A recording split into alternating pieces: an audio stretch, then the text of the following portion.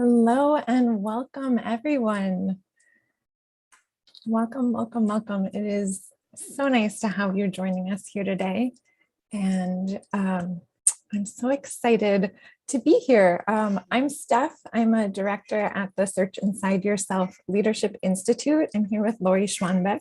I will give Lori much more of an introduction in a moment, but just want to introduce you to our theme today. We're talking about unlocking team performance and the emotional intelligence skills, the people skills that really go into how we show up as part of a team at work. I'm so excited to have this conversation. And I'm super curious to hear from you. What brings you to this topic today? So I'm gonna just invite you, if you would, to put a little bit in the chat. What interests you about this topic of team performance in general in this moment in time? I know we're in a lot of work transitions, world transitions at the moment. We'll get into a little bit more of that. But I'd love to hear. And so exciting that we have somebody coming all the way from Bhutan. I just love the power of these webinars to bring people together from all corners of the world on these central themes. So always looking for ways to improve quality and culture in the workplace. Love that. Yes, culture is such an important part. Manage a team, and with the return to work, it feels important to be as intentional as possible. Yeah, cool to see these topics combined. Seeing fragmentation at work. Yeah. Teamwork, of course, is a big topic in remote times. Yep, we've had some really big disruptions to how our teams work together. Yeah, working remotely is a challenge for collaboration, for teamwork, for feeling connected. Oh, this is great. We are going to get into many of these themes today. So again, for anyone joining a little late, I'm Steph. I'm a director at the Search Inside Yourself Leadership Institute. I'm so thrilled to be here with Lori Schwanbeck. We're going to be talking about unlocking team performance. This is part of our monthly Changemaker Forum that SIYLI hosts. So please, if you were particularly attracted to this topic, please pay attention to our future topics and come join us again. We love having these conversations on these just critical topics for how we live, how we work. We will be starting with a bit of an interview conversation between Lori and myself, and then we'll open up for questions from all of you in the last 20 minutes or so. And we have a really fun giveaway to share at the end, so please stick around for that. And I also want to say we have Grace monitoring our chat and supporting us today with our technical functionality on this webinar. So thank you so much, Grace, for being here. If you have any technical challenges, please feel free to contact SIYLI-Grace if you're in our Zoom today. So without further ado, I'd love to introduce Lori Schwanbeck. Lori has been teaching SIY internationally for over a decade.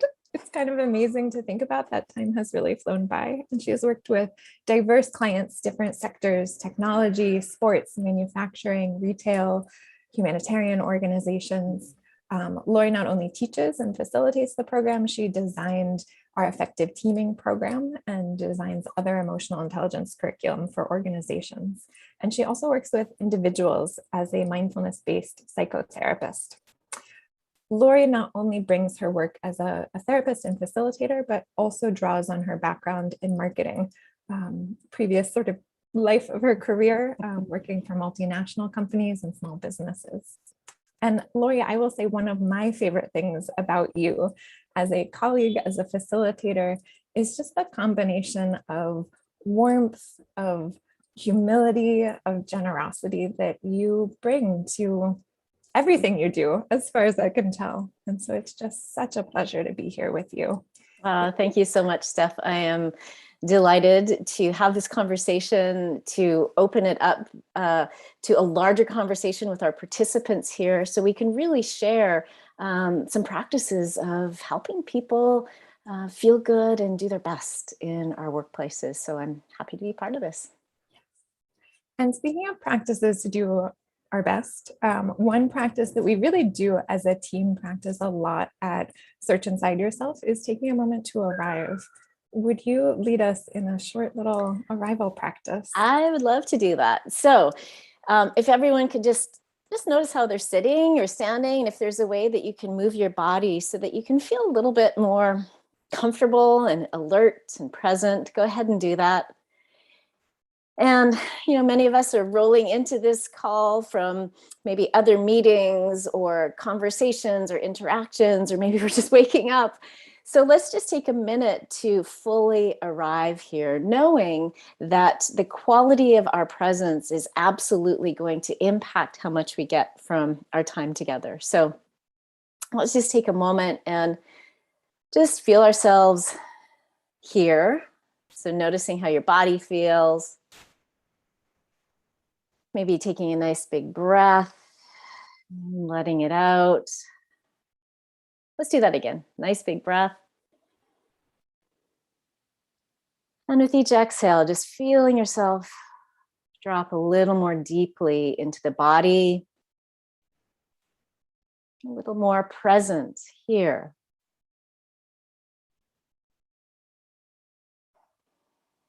And some of you have typed into the chat what brings you here.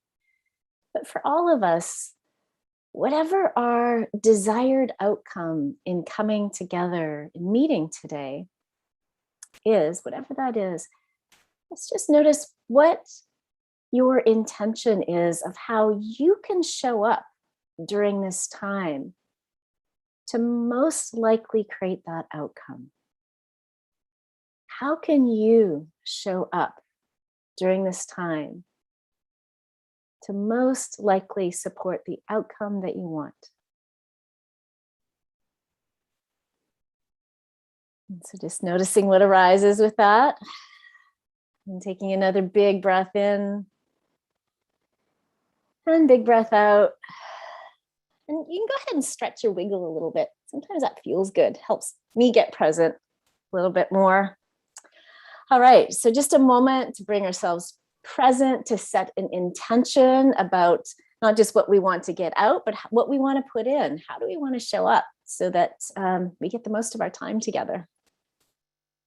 And I'm curious, actually, if I could, Steph, if people could type in the chat, is there anything that came up for them? How are they going to show up? What's their intention to make the most out of this time? So if you'd be willing to share in the chat, I'd really love to see what came up. Focused. Great. Curiosity. Open. I love that. Great. And just a little tip. Yeah, put mobile phone away. I was just going to say that, Barbara, like to support curiosity, openness, focus. Let's not multitask, which is so tempting to do, right? Great. Few short takeaways to share with your team. Okay, so that's the outcome you'd want, right? Open awareness, staying curious, be really here, not multitasking. Okay, fabulous. Thank you for that. And so for those of you who might not have received an intention that came up, maybe you can just look at what our little team here for this call, some of your teammates or colleagues here have suggested, and maybe borrow that for our time. All right. Thank you. I love that, Lori. I'm like, we just covered so many facets of what it means to be part of a good team, right? Like coming with an openness, curiosity, being interested in learning. I love that you mentioned like, this is our team for our webinar, right? Yeah. How we define who is on our team matters too. So, so much richness in just this one little opening practice. I'm curious, Lori, if you would just kick us off, what gets you excited about the topic of teaming? Well, I've been a mindfulness teacher and a mindfulness practitioner for many years, and there's a perception that mindfulness is really about like an inner looking and inner focus, self-development. And certainly it can be that. But we are a social species. We exist in a world of relationships, and that's very true at work as well. So using the qualities and characteristics of mindfulness, emotional intelligence, and bringing them into our relationships, primarily here at work, I think is so critical. Our brains process the world of work through the lens of relationship. We're tracking for status, belonging, do I matter? And so all of these things impact how we feel, impact how we perform at work, and how we relate to other people. So being intentional about how we're showing up and supporting ourselves, not only feeling good in our world of work, but bringing out the best in ourselves and others, I think is so, so critical. And I think it's so important we humanize the world of work, especially as we're moving more and more into digital and virtual realms. Yeah, I love that, Lori. We are such social creatures. And I often think about like, we just spend so much of our waking time at work. Yes. And particularly this day and age, and maybe particularly in the US, Lori and I are both based in California, so we have our own lenses here. Mm-hmm. It can be like our primary kind of community even. And so that sense of belonging, you said, do I matter? Right? That's such a core underlying question in so many of our relationships. And with work, it can get so blocked by all of the tactical, practical stuff. And we want to be rational and we forget that this is also our community and our social belonging really matters. Right. And like, let's be honest, in this work from home world that we're in, I mean, some people are used to that, but many of us aren't. It's amazing that we're connecting with people around the world through this platform right in this moment. And so there's a gain, but there's also a loss. So with that feeling of belonging and processing the world of work as a world of relationships, something's been lost in this work from home virtual world. You know, there's some data I've seen that show that people are working 3 hours more per day on average than they used to when they'd actually go into an office. You know, our work life is bleeding into home. Like there's not a distinction, which is creating more anxiety, more overwhelm. Some of us have families at home or have been trying to parent and teach our children who've been homeschooling, especially women. I will say this has impacted women more significantly. So I think it's like people are burnt out, and I'm seeing this in every organization that I'm working with. They're saying, Lori, our people are burnt out. How can we help? And so I think this eye to how we can support people, especially with this virtual world that probably won't go away anytime soon. We have to be intentional about that. Yeah. I want to get more into solutions in a moment, but just to flesh out more about that context that you're bringing in, because you're totally right. I mean, we're just in this crazy revolution and working remotely, working more, as you're saying, unprecedented levels of burnout. And then there's the term that I feel like I keep hearing more and more, the Great Resignation, right? Millions of people quitting their jobs. I just saw a statistic from a Gallup poll this year, 80% of people are disengaged at work, right? That's so connected to this piece of burnout. What do you think is happening here? How, what are some of the other drivers? You know, you mentioned the multitasking, role switching. The role switching, context switching, the lack of distinction between home and work. I mean, certainly creating more stress, more pressure. And also, I think this is really critical. And I'm just noticing the chat, Jeff Thompson is just talking about connectedness is protective in the face of adversity. Yes, we are experiencing a lot of adversity. And what happens in the virtual realm is that we're less connected. We have more connectivity, but we feel less connection often. And so, many teams I've worked with say that, there's a lot of people on our team that we've actually never met in person. Mm-hmm. And so what happens is that we have designated times for meeting or work projects. So we're interacting with people, not as humans, but as data processors, or we're exchanging information in our communication. We're not communicating to connect. Yeah. And so it's very easy to feel disengaged and ultimately to leave a workplace environment where you don't feel connected, where you don't feel like you matter. And it's these little touch points of connection that we're missing in the virtual realm, the proverbial water cooler moments or chit chat over a cup of coffee. that aren't just throwaway moments. Those are what build connection, culture, sense of engagement, that feeling of mattering. And it settles the threat detection system in the brain because I know I'm part of something. Yeah, I know I'm really missing all of those little, oh, let's just grab lunch. Let's just chat in the kitchen while we make our tea, those moments. And when I think about replacing them in a virtual world, I have to schedule it. It's another meeting, it's another Zoom call, and it takes energy in a way that it didn't used to. Yeah. And then, of course, there's also this global context of pandemic, organizational changes in, context, environment, global doom and gloom that is also taking up all of our attention and energy that, we're dealing with a lot. We're dealing with a lot. We're dealing with a lot. So it's, if you're feeling overwhelmed, if you're feeling burned out, you're not alone. And I think, many of us know that, but we're used to working from this lens of what is called impression management, that I've got it all together. People are going to judge me if I don't do it right. I mean, you and I even had a conversation at the beginning of this, like, if this doesn't go well, are we okay with each other, right? And so, I was telling Lori that my biggest fear about this webinar was that Lori was going to hate me at the end. And it's just so irrational, but also really about our connection and wanting to maintain it. And even if we're not conscious of that, Steph, for all of us, because we're a social species, we're constantly tracking for, do I belong? Am I safe? So the threat detection system is activated all the time. And so it's not like, people often say, and I think this is not entirely accurate when they say, that amygdala response, it's about if a saber-tooth tiger is there and it's just an email from your boss, so you don't have to worry about it. It's like, no, actually, the stress system in us as humans absolutely cares a heck of a lot whether or not someone is upset with us. Are we liked? Are we valued? Right, and again, do we feel competent?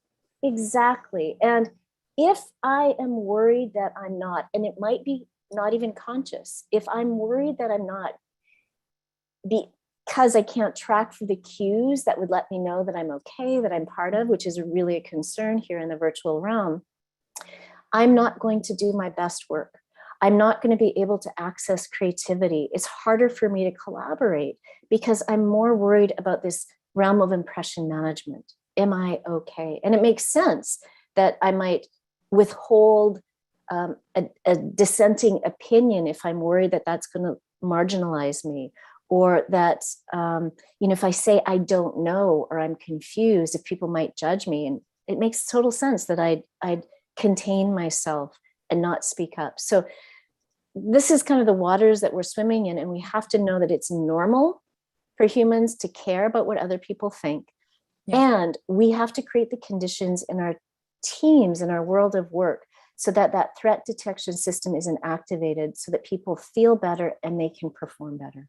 Yeah, I love that. And it's harder in this remote world or this hybrid world that has its own challenges. So all the more that we need to be intentional about it.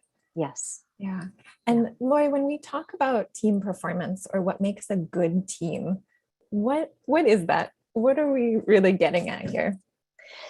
Well, there's a distinction between process and objective, or process and outcome, shall we say. And oftentimes we might judge a team as good if they, produce the great projects. They're really, their output is of a consistently high level, or it's very creative or innovative. And that's really great.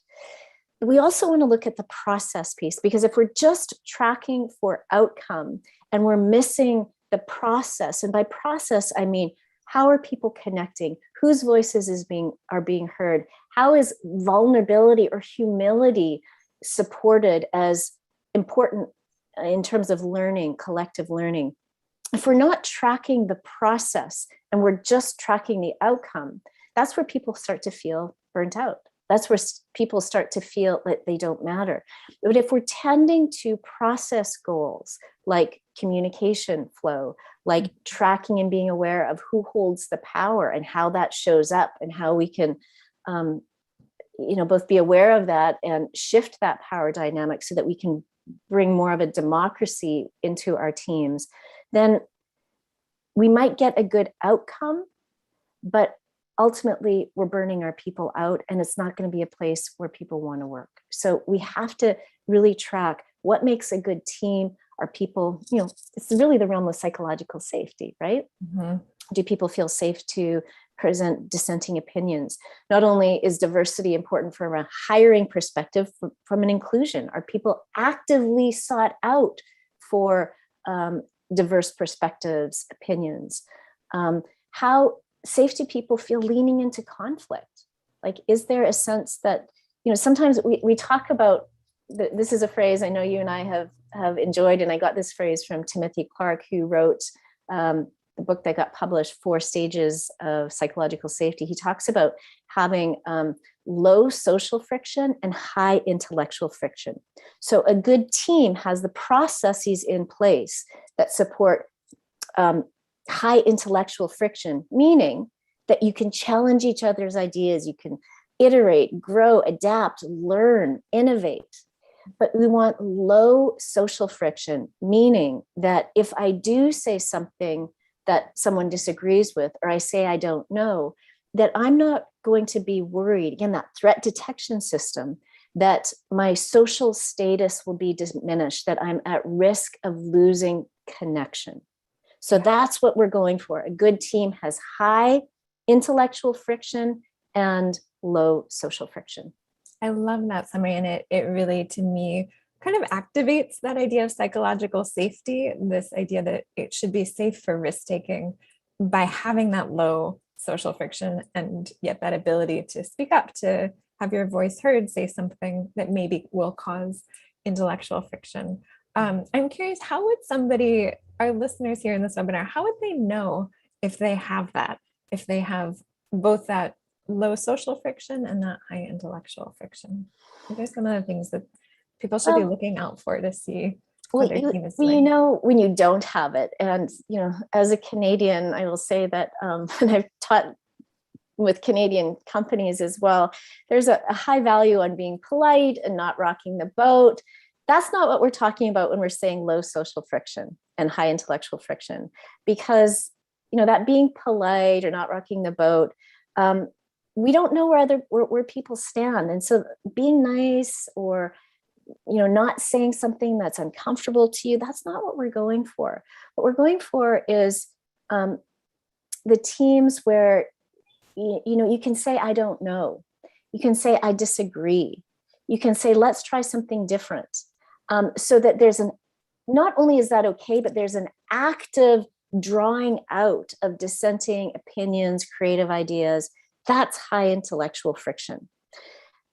Low social friction, again, is not about being nice, but it's about, if I have a conversation that might be challenging, am I aware of the difference between intention and impact? So I'm being responsible in how I'm communicating what might be a difficult thing to hear, knowing that it might impact someone in a way that I don't intend, but being able to stay in that conversation to hear what's going on. So there's a lot of courage required in that. Low social friction is also that there's not a lot of conversations after the conversation where people are talking about people in a disparaging way. And if that's happening, there's someone who has the courage to call it out and say, hey, this isn't feeling great. Like, how about let's talk to Grace about this after, or Steph about this after. Let's include that person in the conversation. So low social friction is not about not having conflict. It's that you're not going to be punished, marginalized, or othered because of it. Right. Or that fear of it, right? I think often we fear speaking up, sometimes more than is warranted in our team. So maybe we're just not getting those proactively positive cues. And so we start to worry. Yeah. I'm curious to kind of poll the audience here on how their teams are doing. And Lori and I have a little poll about what best describes your team. I'm going to launch that. I'm curious if you feel like when you think about the people you work with, and again, just like we defined today's team as everybody here joining us for this conversation, you can think about whatever team you want to. And if there is that high degree of social friction or intellectual friction, or how people are doing. And this is a great poll, I will say, to actually bring to you a team. And polls are great because they're anonymous, right? Because you might think, oh, I've got a team and we've got great low social friction. It's fantastic, high intellectual friction. And if you poll, you might actually see that other people have a very different experience. And this is very important when we think about team effectiveness, to have the humility and the awareness that your experience is not a universal experience, right? So to check it out, how is it going for people? And I know that I see that there's no medium. Yeah, we're just kind of taking we've kind of presented as a polarity here. Choices there, yeah. Yeah, yeah. Yes, and let me see. So let's share these results, and interesting spectrum of experiences here. I'm a little relieved to see that the maybe lowest category is high social friction with low intellectual friction. Yeah, we don't want to be in that one. Yes, but definitely people responding in all categories. Teams can be really different in their makeup. You know, it's interesting, this first category, high social friction with high intellectual friction. Those of you who said yes to that, I work with a creative team at a very big tech organization. And I would say that this defines them, like that they need, like it's so intense for them, the need to innovate and be like at the forefront of tech innovation. And frankly, there's a lot of egos in there that are attached to it. So there's a lot of social friction that happens as well. And for some people, that is actually, it's a dynamism that pushes them a lot. And there's a quality of fear that's in that environment that actually leads to high degree of burnout and a lot of second guessing. Okay, I've done phenomenal work. These people are doing phenomenal work. But the doubting of themselves is almost like to preempt, I'm going to doubt myself first before someone else judges me. It's like we keep ourselves small. And so what I'm seeing there is you might have really good output in terms of productivity or the actual product you're creating, but it doesn't feel great for most people. Yeah, you named fear too, which I think is such an important piece, that like we don't make our best decisions when we're afraid. It has a narrowing focus, and we can really use to often expand the perspective and not come from that fear place. I'm curious, Lori, as you work with that team or teams like that, how do you recommend that they pay a little more attention to the social friction component? We have these nice phrases, and it's actually quite hard to do. Like we have these phrases, when I say nice, that mean kind of like they're succinct and they encapsulate everything. We've been conditioned, I would say a lot, especially in the Western world here, to equate our value, who we are, with what we do. And certainly there's a lot of, environments, it's somewhat changing, but the command and control style of leadership where we're shamed or there is really a consequence for not doing well. I mean, that's a reality. And so it's very hard to shift that in terms of looking at other possibilities. Where I see people having the most influence is if you are in a leadership position. Model vulnerability, model humility, model not knowing. What's also really important is calling out people who are like acknowledging people who are doing well. And in the realm of, when we're working on a project together, just as, I did like the phrase high intellectual friction, low social friction, that's Timothy Clark. Give credit to other people. So, it's really recognizing that we're in this together. And the more I advance myself, the harder it is for me to create the conditions where people actually feel safe. So the more I'm curious about what's happening for other people, I'm acknowledging other people's contributions, I'm saying that I don't know, that starts to slowly shift the culture. But it's very hard to work with one person, especially someone who does not have a position of power within a culture where there is that more judgmental, high social friction, and say, oh, be vulnerable. They're like, heck no, I'm not going to do that. So this is where I think it's especially important where, to have leaders model this and to set up processes within the team where you might say, okay, at the beginning of a team meeting, you set an intention. And this is part of the effective teaming program here at SIYLI. You set an intention and you say, today's meeting is going to be successful if, I want to hear 5 divergent opinions to what I'm going to present, or I want to make sure that everybody's voice is included. So if you haven't, some people are more verbal than others. If you didn't get a chance to say something, I'll be following up with an email later because this is what I want to hear. So as team lead, as managerial roles or leadership roles, we really want to get you in modeling and setting up processes that will encourage participation and really a sense of belonging. Yeah, it is so important for that to come from those positions of power, for sure. You're also, though, getting at something that a few things that I do think anyone can do. So when you're talking about just acknowledging other people, it made me think that that's one of those things that gets lost in the remote world so easily, right? After a meeting, as you're walking out the door, it's so easy to say, oh, hey, I really liked what you said about X. Whereas now, we're back to our email inbox. We don't see the person. So I'm recognizing, at least for myself, like, oh, I'd like to do more of that, of just that little informal text message, chat in the Zoom window.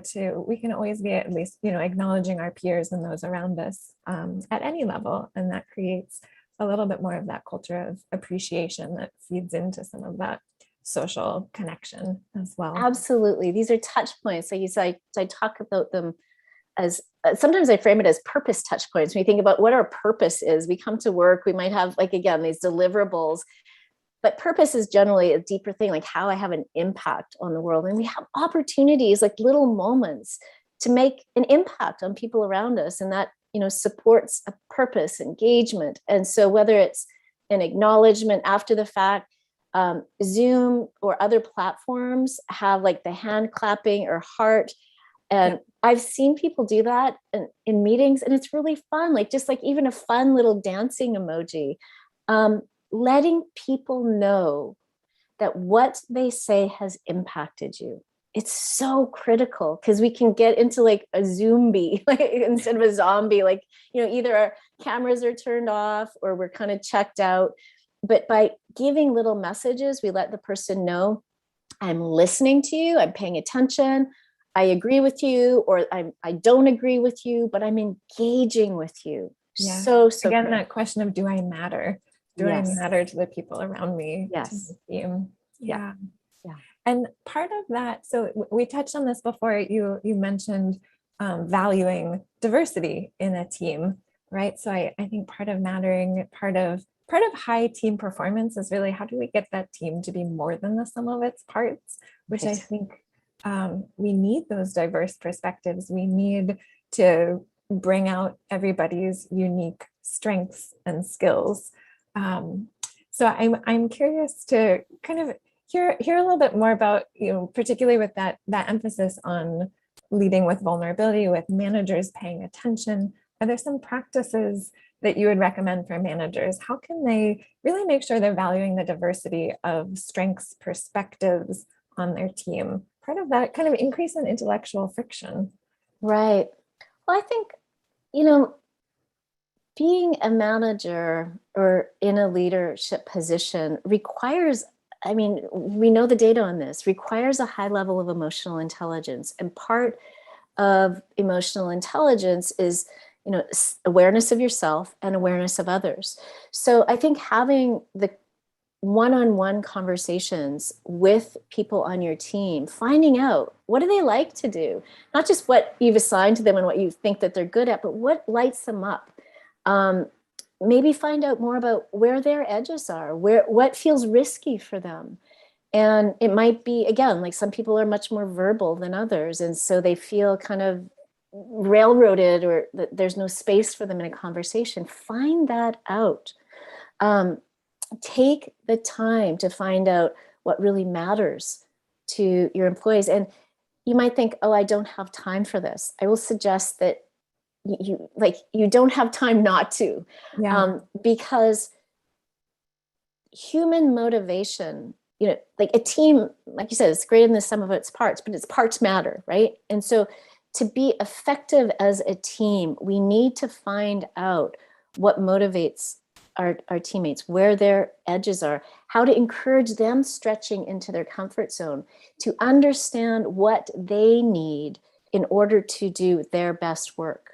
And this is really the realm of leadership. And from an emotional intelligence framework, I'm thinking about Goldman's quadrants. We have self-awareness and self-management, other awareness, and then really managing others. And the managing of others requires that we become aware. How do we become aware? We need to find out, and don't just go based on assumptions and biases. And be aware that as humans, especially if you're speaking or in a leadership role, we tend to track for people who agree with us, people who are more like us, not just in terms of how they look or their background, but how they interact and how they engage. And so we'll preference interactions with them. Just be aware of that and expand it. So having one-on-ones, finding out what matters to people, and then making a commitment before any meeting, like, okay, I'm like, this could be a collective intention within the team. I want to, really, again, make sure all voices are heard, or it could be a personal intention that you set. I'm going to really acknowledge and accept a mistake as a learning opportunity. And so I'm going to be open to being challenged. So information. Get to know your people as people. Yeah, there are a couple of things in there, Lori, that I want to underscore, because there was a lot of richness. I love what you're saying about getting to know your people, getting to know them as individuals, so you can, as a manager or leader, really call on those strengths. And you also mentioned that, like, whose voices are you listening to? Where are you looking for kind of tracking for agreement? And where are you actually bringing in that diverse perspective that can make a team stronger? I know I brought up a example from my own life a couple of years ago, when I was feeling, I think in retrospect, I see it as a moment when I was feeling a little insecure in my role. And I had someone on my team that was really challenging me and wanting to bring in her own ideas. And I had to, this is also a reflection of that self and other as part of the team. I had to really see what it was that I was afraid of. And, this story I had of, oh, is she stepping on my toes, versus, oh, actually, I can empower her to bring something totally new and exciting that she is super into and is going to bring so much dedication and effort into. But it took that reflection. It took us working together and naming these dynamics to really bring out the best in both of us. And it's a process. It's absolutely a process. And I love what you're saying here, Steph, because I think it's human nature again to feel threatened, right? Like, we have created workplaces where we're constantly being evaluated. And look, we're not going to get away from that. But what we're doing is we're introducing practices and concepts to try and change, because we've seen that it works. Change the processes by which we interact, so that we're not just going into the world of work with that old paradigm that gets reinforced in us, that maps onto that threat detection system. I'm being judged. There's like that scarcity mindset. If this person has a really great idea, does that mean that I don't, or this person will be valued more than I will be valued? How can we look at this as rising tide raises all boats? and to acknowledge and have self-compassion for when we do feel the fear, because it's natural. That threat detection system is hardwired there.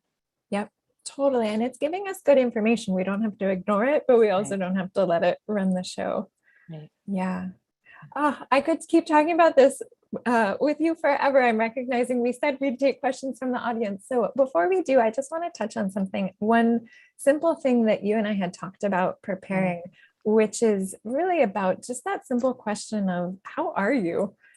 Like, how are you doing, and really listening. So I heard a statistic recently that early on in COVID, only 30%, I believe, of people said that their managers asked how they were doing.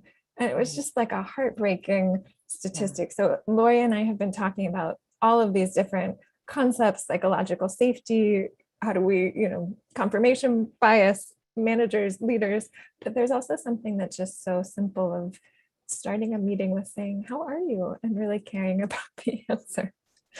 Yeah. And if we do that in a meeting publicly, and we not only hear somebody else, we get to know somebody else, like vulnerability increases connection, but it also can validate our own experience, because, yes, we're connected here virtually, but like literally and metaphorically, we're in our own little box. And so if we're struggling with something, it's human nature to think that we're the only one, right?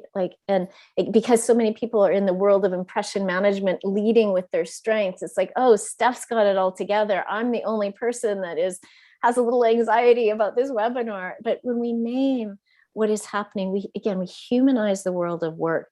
And there's something that is very important here to note, that sometimes people think that by naming emotions, it's like, oh, it's wallowing in them and we'll just get lost in it.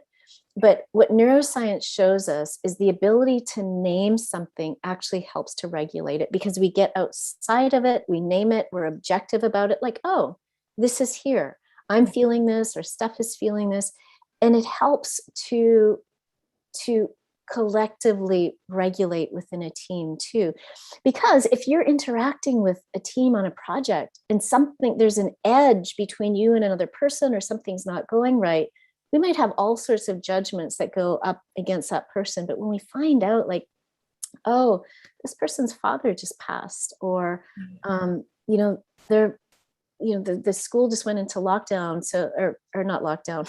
I'm getting my school crises mixed up here. It's not gun violence. The school just went into shutdown, and people are, the kids are home, and there's an overwhelm. It's like, oh, okay. Like, it gives us a little more capacity to hold the realness of our humanity. Yes, that's so beautiful. And so often we're afraid to ask because we think we'll have to fix it. But I love what you're saying. Naming, acknowledging, letting it be in this space, letting us be human. That's all that's needed. Yes. And I mean, we could go on forever here, but I just want to underscore that stuff because it's so important. We talk about compassion at work, and there's often this misperception that compassion, if I that means I have to fix or solve or change something. And compassion simply is being aware of another person, wishing they're well, and what can I do to help? And sometimes it's just acknowledging that person's struggle. Mm-hmm. Maybe it's sending them a private little chat and saying, hey, I know it's hard. I went through something like this too, whatever it is. Yeah. Compassion or acknowledging somebody's life does not mean that we're responsible for fixing, saving, or changing it. Yes, absolutely. And I love Janet in the chat pointed out that it erodes trust when management doesn't appear to care.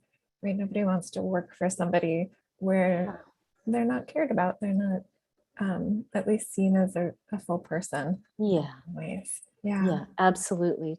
Trust gets eroded when people don't seem to care. Trust also gets eroded when we are in that low social friction place, or the low intellectual frictions. Trust is eroded there too, because I know somebody's thinking something that is different, but if it's not named, then it's hard to feel a sense of trust as well. So it takes a lot of courage to create high intellectual conflict and low social conflict. Yes. Yes. I think it's so important. One of my biggest fears in life is that I'm doing something not well, incompetently, and nobody tells me. Right. Everyone's just like, yeah, great job. And Sort of like the mustard on your chin. exactly, exactly. Yeah. So we have a great question already, some questions in the chat, and I encourage you to add more questions for Lori in the chat. How can we nurture a culture that encourages vulnerability? A great question from Janet. Yeah, I think it depends on the context or the culture that you're already, like, where's your starting point, right? So I think, as always, starting with being like, if you're in a leadership role, as I said, modeling, just, I mean, it could just be simple, like, I don't know, or asking for help is a really hard one too.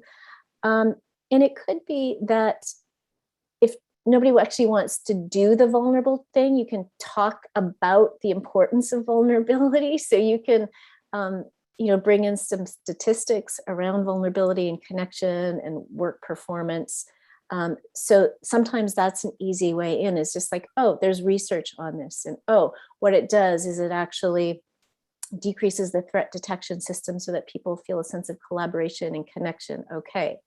But sometimes actually leading with it, if that's not something that's done, like leading with it, meaning, speaking about what's really happening, can be off-putting for people. So I think it's really, you need to be aware of what the climate is right now and what's the entry point. Is it data?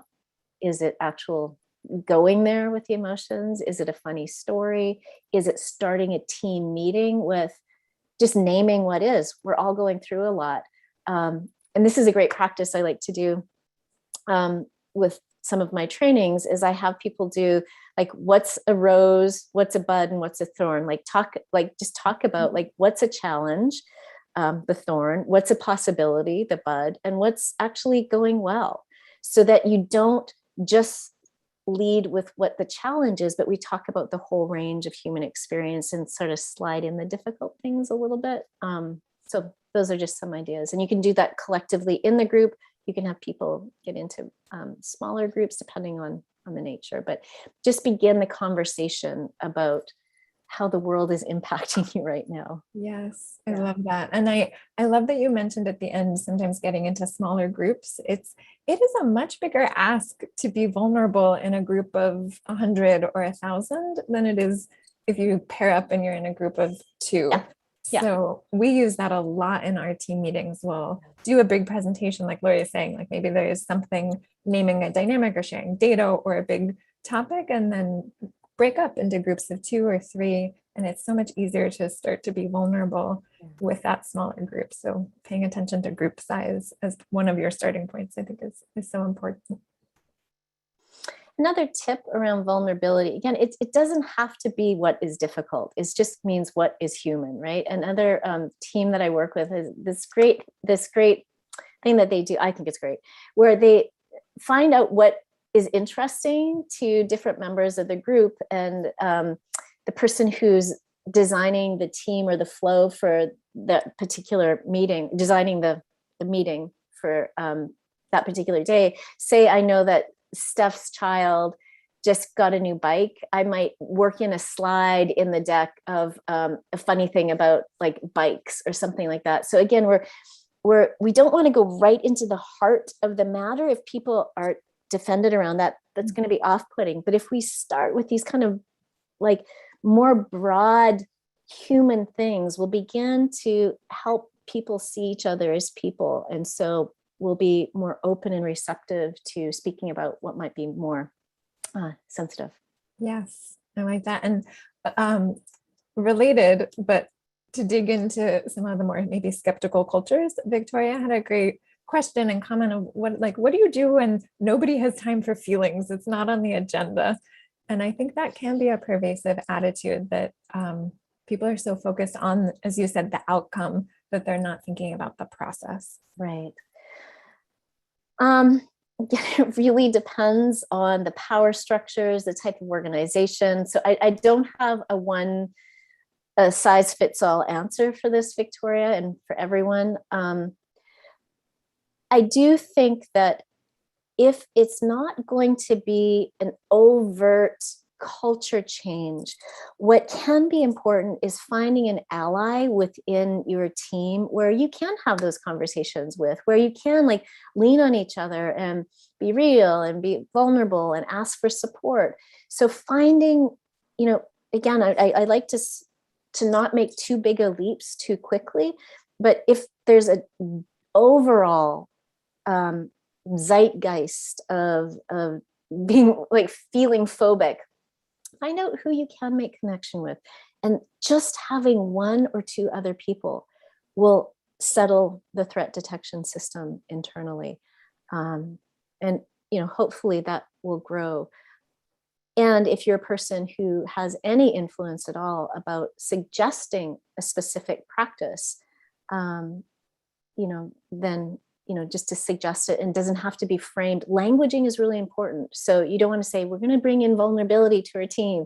If not, that's not what's, again, that's so far afield of what's happening. It might just be, I'm noticing that I'm feeling pretty disengaged with this work from home situation. I'm going to suggest maybe we start each moment or each meeting by finding something in our environment that is interesting to us and tell a story about it. Like in psychology, that's called doubling, where it might be too hard for you to speak about what's happening for you, but we get to know each other. It's like, oh, this flower came from this place and this person. Again, it might seem really, really trite, but this is what's missing in the world of work when we're not having those casual chit-chat conversations. We lose a sense of connection with each other. So that's just a suggestion. And it doesn't have to take a long time. I know people are busy and agendas are tight, but you know, and it could just be one word of how you're arriving today. Oh, sleepy. Oh, distracted. So something like that. Yeah, you're kind of sort of saying like start where things are easy, and that could be Yes. simple one word. That could be starting with something that is less vulnerable, or Yes. also maybe starting with just something positive. At SIYLI, Right. we start our all staff meetings with a few moments to appreciate each other, and everybody puts their name in the chat if you want to share an appreciation, and we just really start with some of those positive emotions. So for people that are like, oh, you know, my workplace doesn't have time for emotions, it's often that fear of the difficult emotions.